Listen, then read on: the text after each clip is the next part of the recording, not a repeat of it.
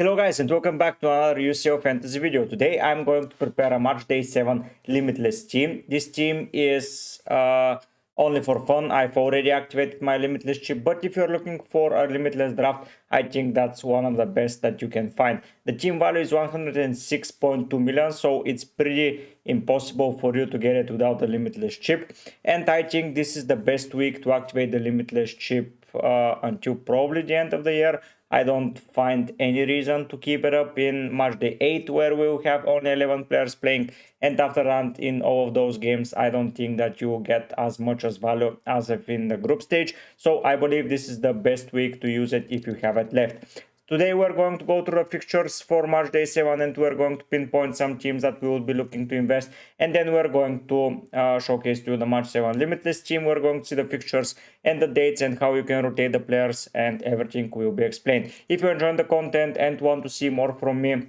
regarding QCO Fantasy, and if you're a fan of FPL as well, you can subscribe to the channel and help me reach my subscriber goal. That would mean the world to me tomorrow and on Tuesday. So depending on where you watch the video, so Monday and Tuesday, 2 more videos will be coming your way. Then we will have a deadline stream on Tuesday and another deadline stream on Wednesday. So next 4 bits of content probably will be UCL Fantasy, so tune in for that. Now let's jump and see how those fixtures are looking. Looking at the fixtures, we immediately see some teams that are worth investing in and some that are going to be an avoid for me. So AC Milan versus Girona, I would be looking at AC Milan players. Arsenal versus Dinamo Zagreb, yes, I'll be looking into that direction as well. Aston Villa versus Monaco, I'm a little bit hesitant, probably not going to invest there, but the next fixture, Atalanta Sturm Graz, it's an investment for sure. Atletico Bayer Leverkusen, I will probably not touch players from both teams. Barcelona Benfica, probably an attacker from Barcelona will make waves.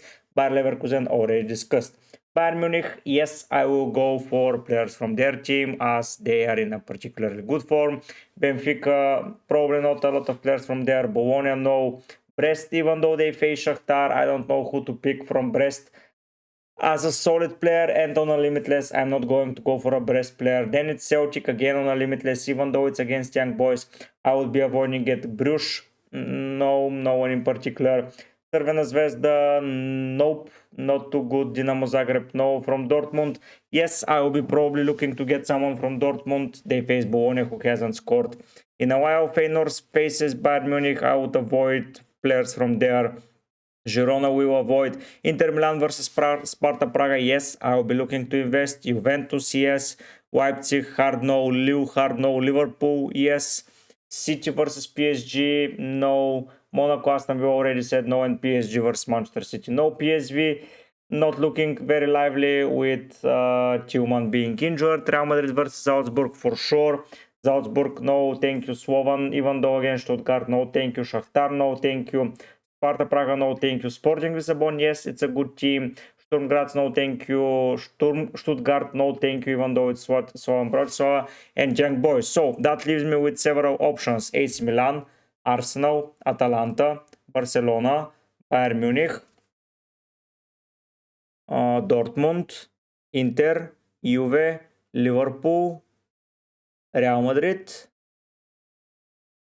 and Sporting Lisbon. So 11 teams I'll be looking to pick players from. Some are better defensively, such as Arsenal. Some are better offensively, such as Real Madrid. Others have great balance, like Liverpool, like Atalanta, like Bayern Munich. They have a good balance in defense and attack, but some of them, like Sporting Lisbon, it's all out of attack. Inter Milan, it's all out defense, because I don't believe their attack is that solid. So yeah, a lot of players will be discussed here. I've already prepared a squad, so I'm going to go and showcase it to you.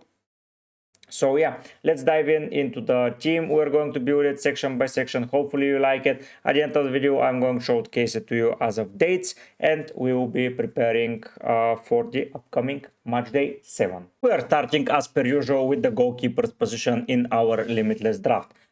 As you can see, I've went with 2 Italian keepers. I think that's the best strategy that you can go for. Karneski versus Sturm Graz and Sommer versus Sparta Praga.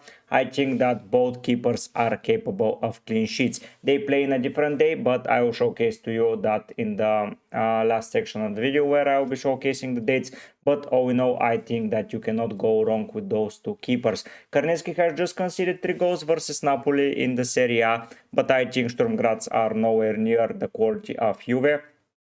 So I think a clean sheet is coming Atalanta's way, and I think that this is the best way to get it. Of course, you can opt for a player like Raya in goal. Kasper Schmeichel from Celtic is good, but I really think that the Italian team keepers are really solid, and I believe that the best keeper probably to own in the UCL fantasy is Zomer. Those guys keep clean sheets for fun. 36 points after 6 games is basically consistency. He's getting those 6 points no matter what, and that's a massive performance. You don't need a lot more from your keeper than the clean sheet. Now in defense we'll get a little bit more interesting, so let's dive into the defenders and see how we're going to prepare the defensive line, as we have a lot of things to consider there and a lot of things to be careful for. Looking at the defensive line, here we have a lot of expensive players just because we are using the Limitless chip. We're going to start with the obvious pick of Gabriel against Dinamo Zagreb. I think that he is the best Arsenal defender to own. Currently Saliba is injured, so that would probably reduce the appeal of Arsenal defense. But if you don't go for a double up and only look for only one player from Arsenal as a whole, that should be Gabriel. Threat from set piece, and I don't think that Dinamo will be prepared for those threats, and he's getting a lot of blocks, a lot of ball recovery, so he is going to be capable of extra points even if he doesn't keep a clean sheet and even if he doesn't score. But there is a very high chance of him doing at least one of the other tools that I've already mentioned. Then we have Trent against Lille. He just played full game against Brentford and he provided an assist, but I'm a little bit hesitant should I go for Trent or not, as Bradley is waiting on the verges of the team and might be used soon. The thing about Bradley is that there are fixtures for FA Cup and for Carabao that he will be utilized there, but I think Lille may come as a fixture where Trent might get a little bit of a rest, but a player that's not going to be rested is Virgil van Dijk. If you want to go for the safest options, it's going to be Virgil for your team. If you want to risk it a little bit, it's going to be Trent. Next up, we have Theo Hernandez facing against Girona. I know it's not the easiest of fixtures, but it's a home game, and I think Milan are going to be looking to win that game in order to solidify their place in the next round. Theo Hernandez may take some penalties. A lot of players are getting injuries. Abraham got injured. Pulisic is now injured. They have a lot of other injuries around the team, and I think Theo Hernandez is in a prime position to keep taking those penalties. So I would be really looking to get him. I know that he has not been returning the most points that you would expect, but at the end of the day, I think it's pretty enough. Finally, here we are adding basically player from 4 of the 5 Italian sides that are playing in UCL. The only team that I am not targeting here is Bologna, but they have not been performing pretty well. But Cambiaso in defense, I think Italian sides are returning to their roots and are going to keep improving defensively.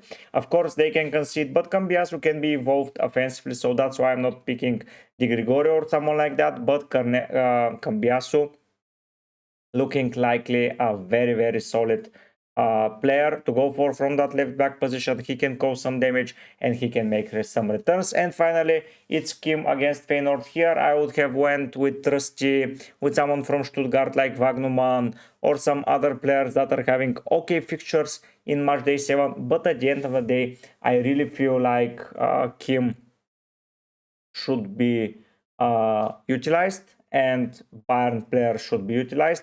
So I will be going for the best Bayern defender in my opinion, and that is Kim. Of course, there are options like Grimaldo here, some Atleti players. You can go for more Arsenal, you can go for City players or PSG because the fixtures in Matchday 8. But no, you don't care about Matchday 8. For Matchday 7, yeah, you can argue there are some other players that you can go for. But at the end of the day, I think those 5 are making a pretty solid defense. Let's go and see the midfield, how it looks, because a lot of money is invested there. And I think you'll find it pretty interesting. Moving into midfield, I won't surprise a lot of people by these choices, but I'm going to go player by player and we're going to get at the bottom of it. So starting with Gittens, this was the final player that I added into the team, and I was a little bit hesitant what to do with this position. There are a lot of other options that you can go for, a lot of cheap options, a lot of expensive options that you can just splash the cash. But I think Dortmund against Bologna will be looking to score some goals, and Gittens as their prime attacking option in midfield, I think will do the job brilliantly. I would recommend him for match day 7 and 8 if you're looking for a player to go for, as Bologna will be struggling, at least in my opinion. Hence, this is the only Italian side that I have not added any players from. If Pulisic was injury-free, he would have been my choice instead of Gittens, but he's not, so Gittens will have to make the team. Then we have Lukman versus Sturm Graz. We already added Karneski, and Lukman for match day 7 is going to be very, very important. In match day 8, he is facing Barcelona, but this team is only limitless, so I would say Lukman, you cannot look further away from him as a great option to go for your team. So yeah, I would say you can go safely for the likes of Lukman. Then it's Bellingham against Salzburg. I think Salzburg have been struggling. They have lost every game. They haven't almost scored anything. And I think Real Madrid needs to win those fixtures as they're on the verge of not making it in the top 8, which probably will happen, but I think they should try, and Bellingham is the best midfield option from Real Madrid. Then we get to Mohamed Salah versus Leo with the same issues as Trent. He might be benched, but honestly Salah is never benched in UCL or in the Prem, so I strongly doubt that he is going to be benched. He's on pens. He has not been in a particularly good form, but I think he would like to start finding it, and Liu feels like a proper opponent for him to get his scoring boots once again. The final player here is Rafinha against Benfica. Benfica are a good side. Barcelona have just drew against Getafe, but that honestly means nothing. Barca, if they decide, they can just turn on 5th gear and they would start tearing up the defenses. And the teams, Rafi is a very, very nice shout out to go from the Barcelona team. But as you can see, Benfica is not the easiest of fixtures. Yes, there are some other teams with good fixtures, but honestly, for the money you're spending, I don't think you should be going for the likes of Foden or someone else, because they face PSG, other good teams like Juve, Inter, Milan. Yeah, you can go for Reinders, but I don't think they get so many good midfielders. Musiala, of course, is an amazing option, but I don't think that with the forward that you'll see in a second, you can probably guess who it is.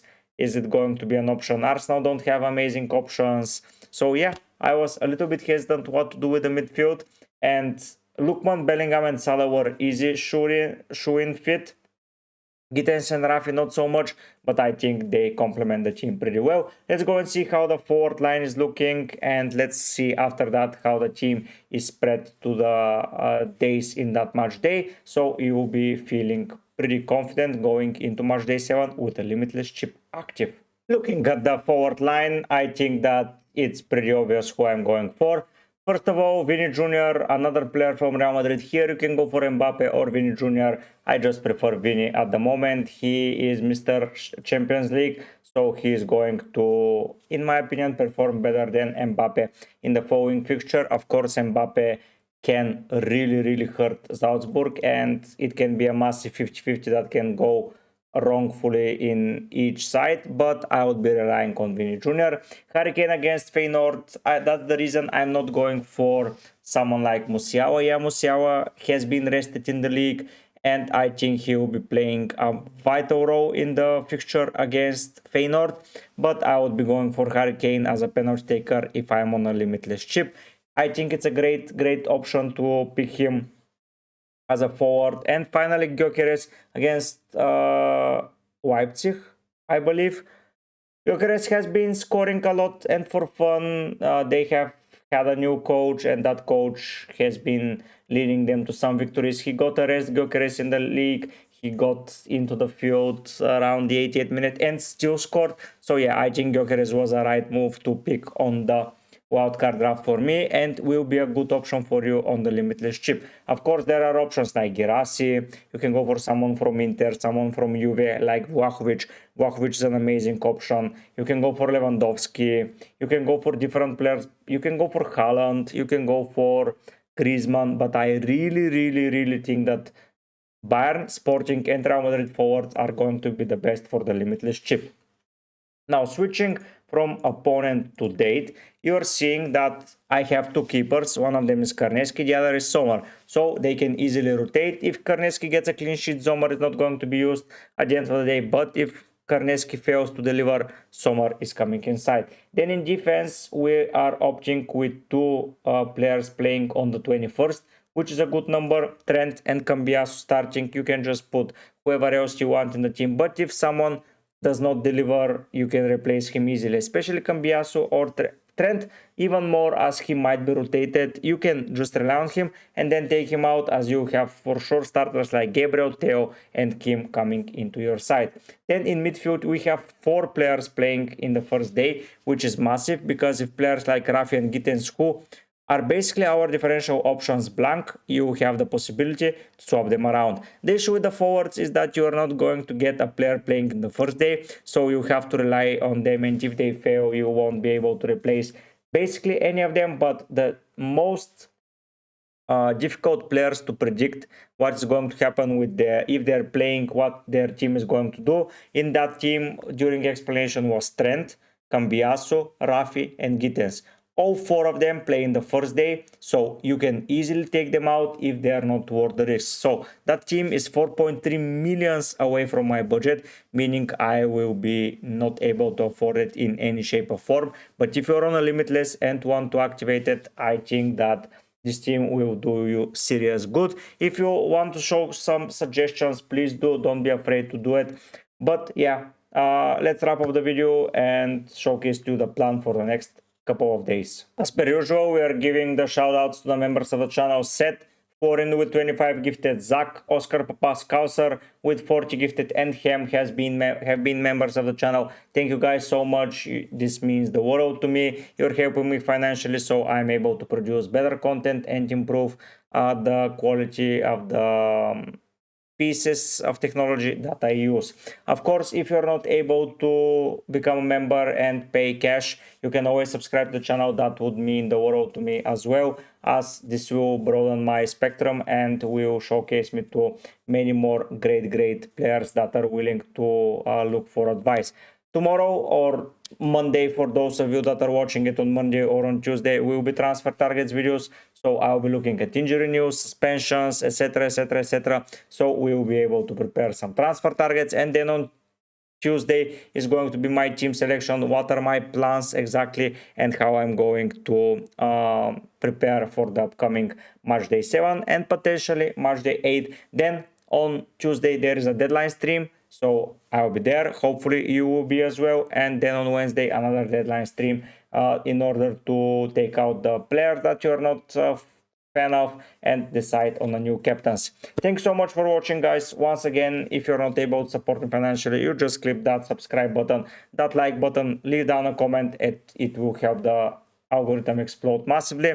Thanks so much for watching, and I will see you soon with more UCL fantasy content. But for now, guys, I'll be heading out. Bye.